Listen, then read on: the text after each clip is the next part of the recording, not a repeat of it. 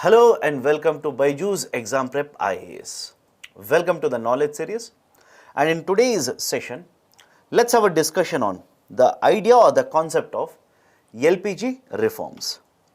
First and foremost, many of you could be thinking LPG is associated with cylinder gas that you people have in your households. Absolutely no. I'm not talking about that particular LPG.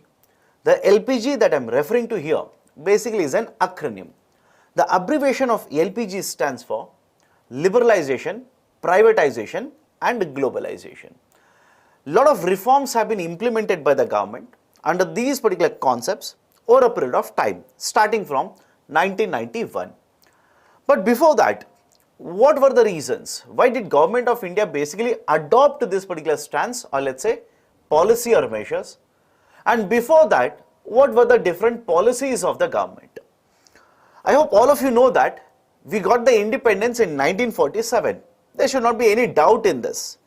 We have got the independence in 1947, and immediately after 1947, in 1948, government, that is in the next year itself, the government came out with an industrial policy.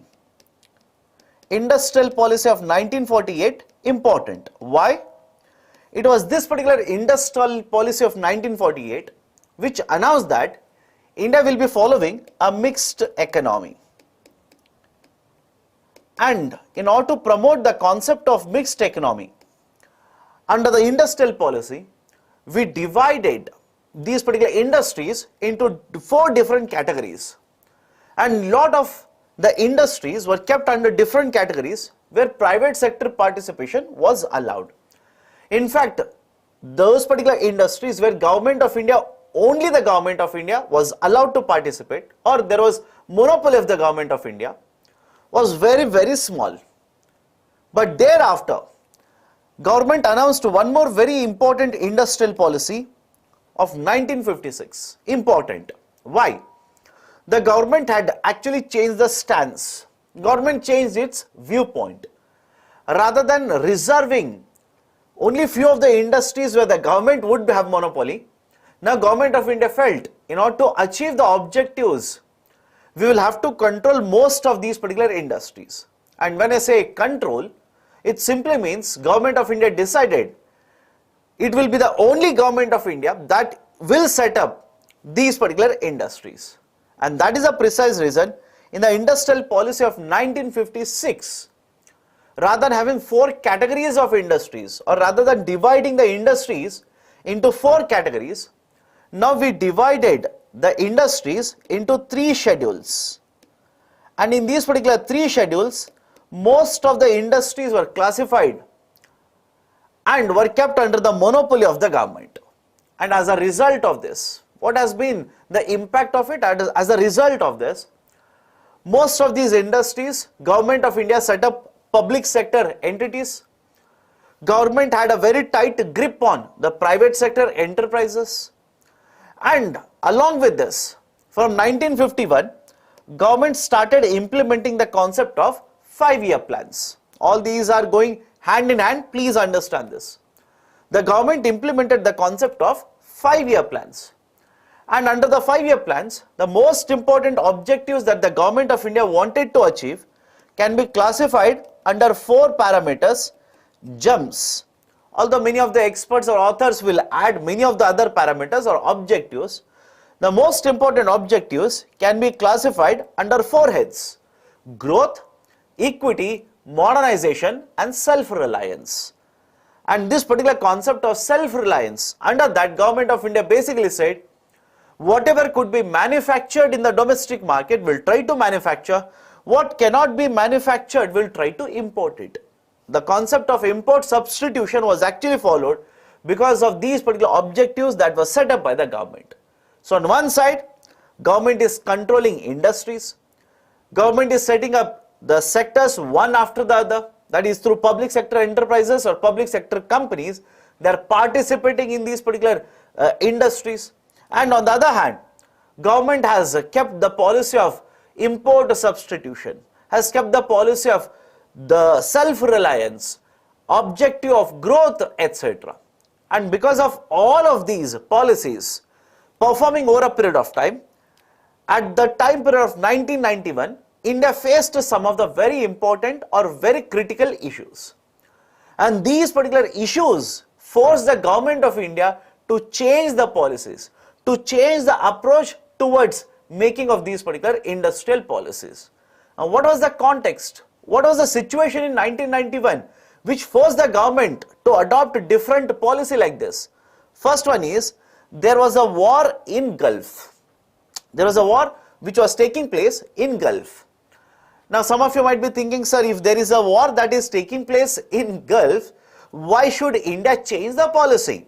Very valid question. Let me answer that. When I am referring to the Gulf crisis or war in the Gulf, I am simply referring to Iraq attacking Kuwait and many other countries jumping into this particular war.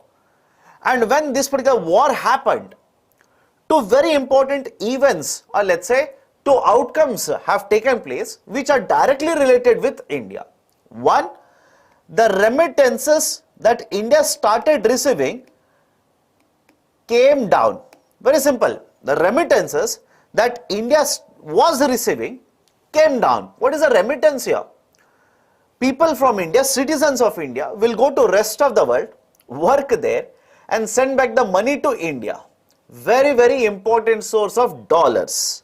Even today, please understand this, even today, India is very much dependent in the sense India receives huge amount of remittances.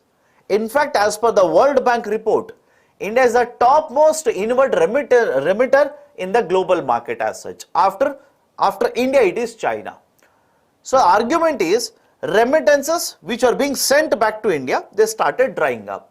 And second very important impact, the crude oil prices started moving upwards. Just like today, even then, India was heavily dependent on import of crudes, crude oil.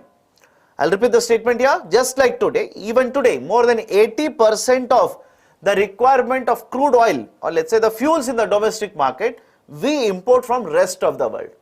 Situation has not changed by much. Earlier also we were heavily dependent. So when we are heavily dependent like this, if there is a rise in the market prices, international market prices by the way, of the crude oil, what do you think will happen? The import bill will suddenly increase. The prices that we are paying will rise up. That is exactly what happened in the context of India. The crude oil prices shot up. As a result of this, the import bill for the crude oil also increased. Now, what is the impact of both of these particular factors? Have a look at this. Because of both of these particular factors, what generally happens is, on one side, if you talk about balance of payment, on one side, the remittances is coming down. So, basically what will happen because of that? The receipts or the incomes under the balance of payment is coming down. And on the other hand, our imports are becoming costly, and as a result of this, dollar outflow will increase. So inflow is coming down, outflow is increasing. What is the overall outcome? The dollars which are there with us, which we are receiving, right, obviously are becoming very low. And because there is a deficit like this, because there is a trade deficit like this, the dollars from the forex reserves will start to be used, and that will basically reduce the availability of even forex reserves. At this particular point of time, understand this, we were about to exhaust all our forex reserves, because whenever you want to have dollars are available in the market or in the forex reserves. If the dollars are drying out in the market, the RBI will supply the dollars to the market only till the point when it will start exhausting the dollars. So there was an adverse balance of payment situation by this particular point of time. As per various experts, in 1991 we were left out with the forex reserves which was sufficient to pay imports for the next 15 days, 14 to 15 days. Second very important point, the fiscal deficit had actually ballooned. The FD fiscal deficit, which is basically representing the borrowings of the government, had ballooned to more than 8% of GDP. And whenever your borrowings will start increasing, the debt of the government increases. The payments are done by the government, because they are borrowing, the interest has to be paid, that will also increase. And please understand this, unlike other expenditures, let me take a very simple example. Imagine government of India has to pay interest payment of 100, and on the other hand government also wants to spend, let's say, 100 rupees in infrastructure. Government can control the second expenditure. Government can simply say, rather than spending 100, we'll reduce it to 80 or 70, or in extreme cases government can simply say, this year we will not spend on infrastructure, next year we'll spend more. Can be done. That's a possibility. What about the interest payment? You cannot default on the interest payment. These are bound payments. There is no option available for you. Connected to current affairs, it will become very, very easy for you. This is exactly the situation of Sri Lanka now. But only difference here is, earlier government of India paid up the interest, paid up the liabilities as such, but Sri Lanka has defaulted on the payments. So as a result of huge amount of borrowings, interest liabilities had also ballooned. More than 36% of total expenditure incurred by the government was because of the interest payment itself. Next, inflation rate. Before 1990s, the inflation rate was somewhere in the range of around 6%. Now it had ballooned to more than 16%. Inflation rates were very, very high. And finally, the government, through various industrial policies, had given a priority to set up public sector entities. And these particular public sector undertakings were not performing very well. Many of them had incurred losses. In fact, during 1980s itself, Government of India set up a committee to review the performance of the public sector undertakings in case these are loss-making or sick companies. And that is where the concept of Board of Industrial and Financial Reconstruction came into origin. The concept of sick companies came into prominence. So these are some of the very important points which indicates that India's economy was in a very bad shape by 1991. Looking at all of this particular situation, the Government of India, which was basically led by P.V. Narasimha Rao with Mr. Manmohan Singh as the Finance Minister, implemented a lot of reforms. Again, having said so, please understand, these reforms are not just associated in the financial market. These reforms are spread throughout many of the sectors or industries in the economy. For example, Mr. Chidambaram, who was the Commerce Minister or Industrial Minister at this point of time, also announced a huge number of reforms in the industries. So these particular reforms, which are famously referred to as LPG, Liberalization, Privatization and Globalization, can also be simply referred to as 1991 economic reforms or new economic policy or new industrial policy. Different names are used, you don't have to be worried. Now under these three heads, what important reforms have been taken by the government? First one is liberalization. Understand the logic here first. Liberalization, privatization and globalization. Many of you will get confused between these particular terms itself. Liberalization simply means, until now, government through various industrial policies had restricted the participation of the private sector to some of the industries, and most of the other industries, it was only the government which was participating. Now Government of India said, no, I will not do this. What I will do is, rather, I will go for deregulation. Understand this. Whatever regulations have been imposed over a period of time, either in industries or in financial market or in different sectors, these particular regulations will be withdrawn by the government. And when you withdraw the regulations, the private sector participation automatically will start picking up. So in a simple terms, or if you want to give the definition of liberalization in a single statement, it is basically referring to withdrawing or reduction of regulations, that is deregulation process. What kind of a deregulation was conducted by the government under this concept of liberalization? First and foremost, until now most of the industries were reserved for Government of India to participate. Now Government of India said, no, I will withdraw myself. I will withdraw the regulations and allow the private sector to also participate. Many of these particular industries, which until now were reserved only for the participation of the government, now were thrown open for the private sector participation as well. So basically the private sector along with the government started providing, let's say, goods or services by getting involved in these particular sectors. So that is one very important reform. Second, in the context of financial sector, rupee was devalued at this particular point of time. Many of you will be looking at this particular devaluation, right? Again, you can write that under the foreign exchange reforms also. Rupee was devalued. In 1991, rupee was devalued 2 times. The reason is very simple. Whenever you devalue the currency, remember this, whenever you devalue the currency, you can expect certain outcomes. One, the exports will become competitive. Your exports will become competitive, or foreign companies, or let's say foreign countries will look at your exports. Now these are cheaper, they will be able to purchase more and more of your exports. That's a first impact. Second one, the public debt will be addressed, or public debt can be reduced. How? Generally the public debt is given in the domestic currency. I repeat, public debt is given in domestic currency. And whenever you devalue your currency against a foreign currency, it basically will reduce the debt also. Automatically it will reduce the debt because of your devaluation of the currency. Because if you basically pay up the currencies now, if you pay in terms of, let's say, the currencies, because of your domestic currency devaluation, automatically the debt will come down. Third one, the trade deficit will be addressed. The trade deficit would be addressed. How trade deficit would be addressed here? So have a look at this. Whenever the currencies are there, the exchange rate is there in the market, imports will come, exports will go. Right now, what is the situation? There is a trade deficit. If you devalue your currency, exports will become more competitive, exports will start flowing out. That will also lead to a lot of investments in the domestic market. What about imports? Whenever you devalue your currency, imports will become very costly. So rather than importing and consuming, the consumers in the domestic market might simply prefer the goods which are produced in the domestic market. That will increase the demand for goods in the domestic market, and that will again lead to higher employment, higher investment, higher demand, higher production, recovery in the economy.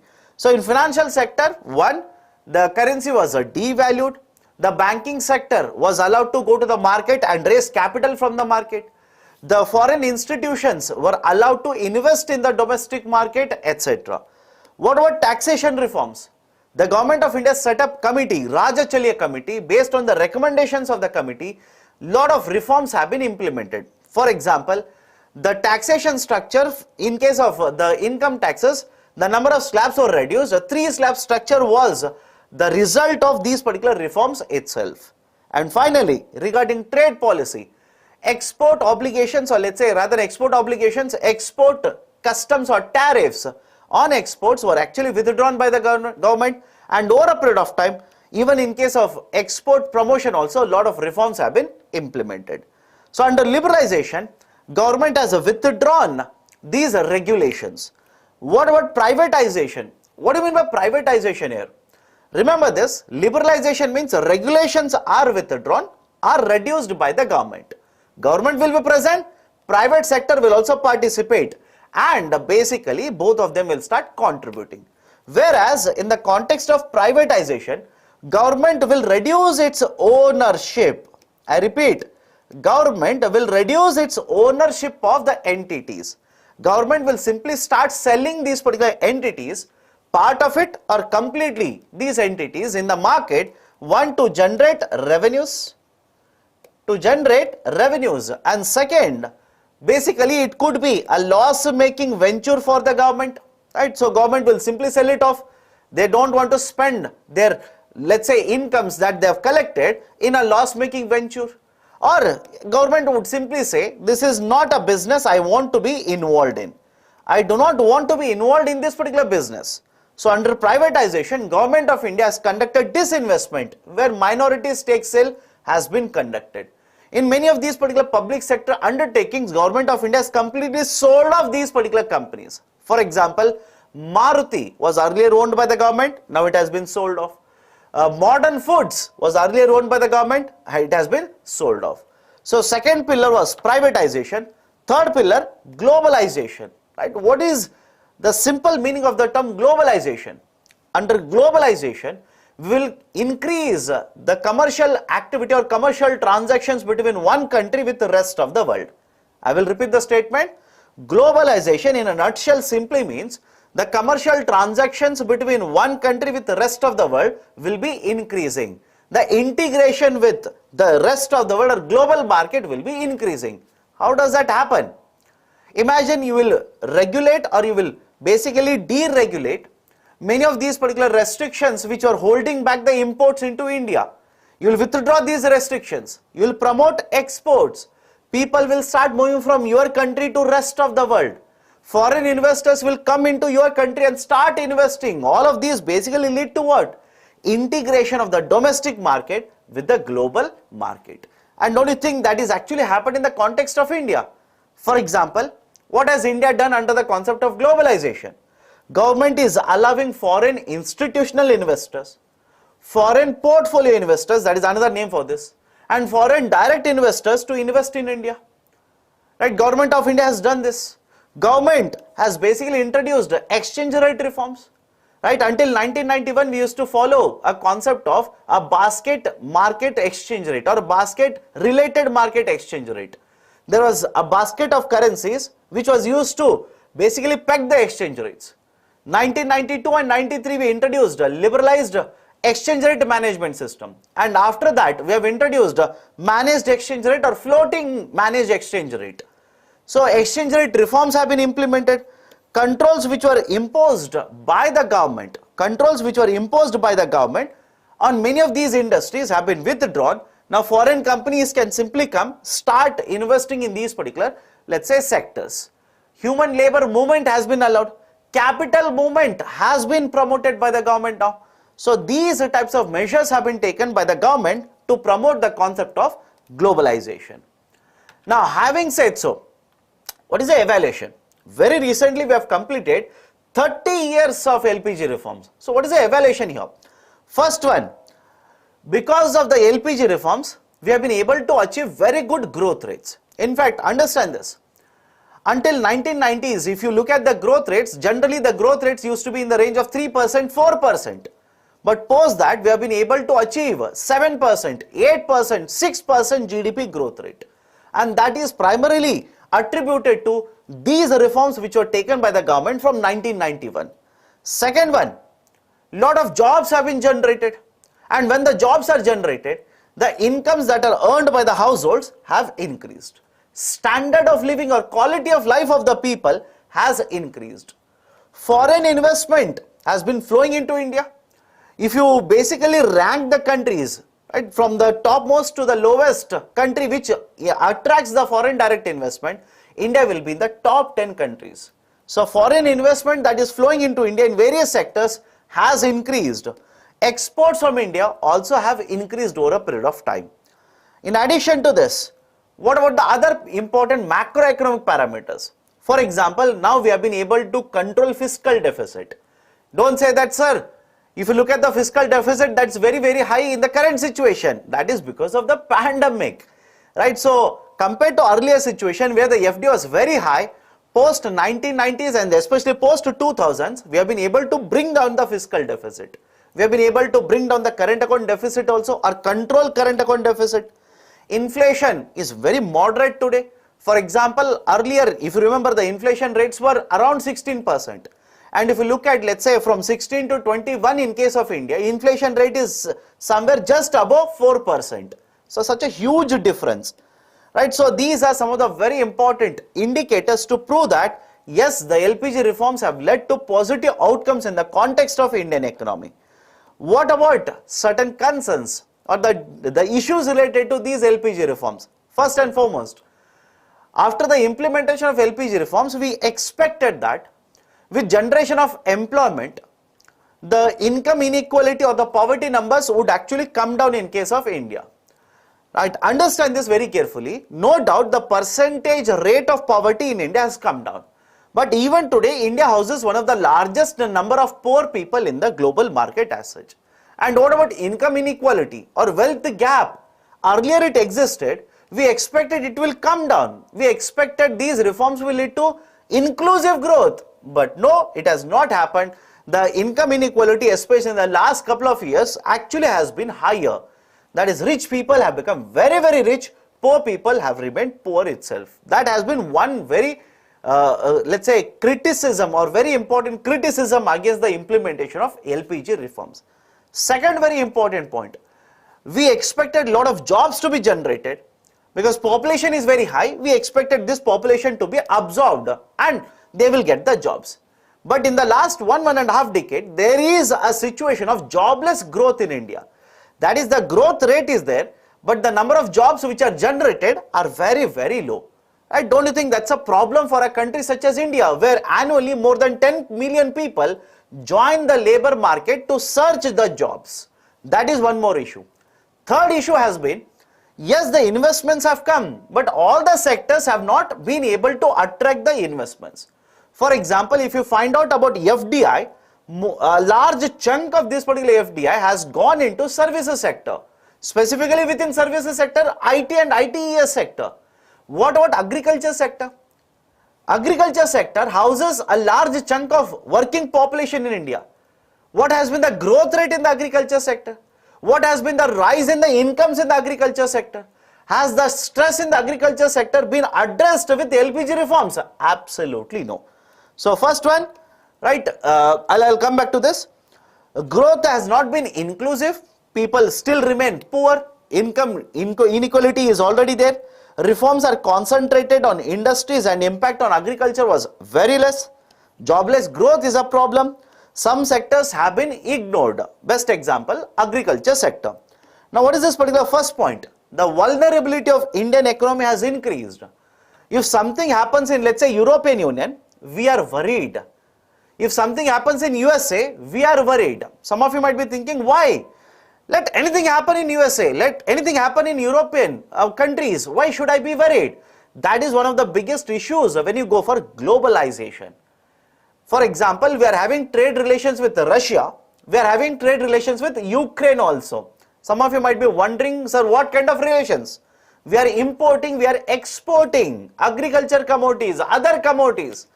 And when both of these particular countries go to war like this, the trade relations that we have with them will get disrupted.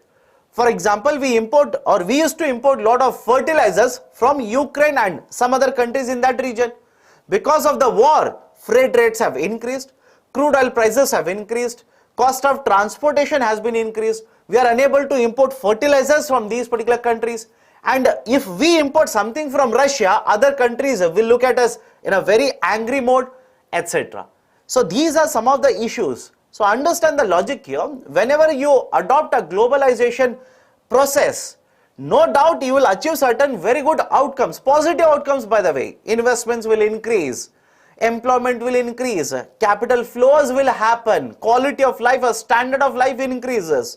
You will get access to better technology, etc. Having said so, because you are getting more and more integrated with the global market, that means your vulnerability to the global shocks also will increase. So this is basically the critical evaluation of LPG reforms, or 30 years of LPG reforms. Now before I wind up, let me take up certain questions from your side. How is it decided how much and how many currencies India would reserve as forex? Absolutely no. There is no formula to decide it. RBI is the manager of forex reserves. The dollars that will flow into India generally are managed, kept with Reserve Bank of India. But again, understand this. I said there is no formula. But the logical argument is, you should generally keep a track of how much imports you are doing. For example, there is this concept of import cover.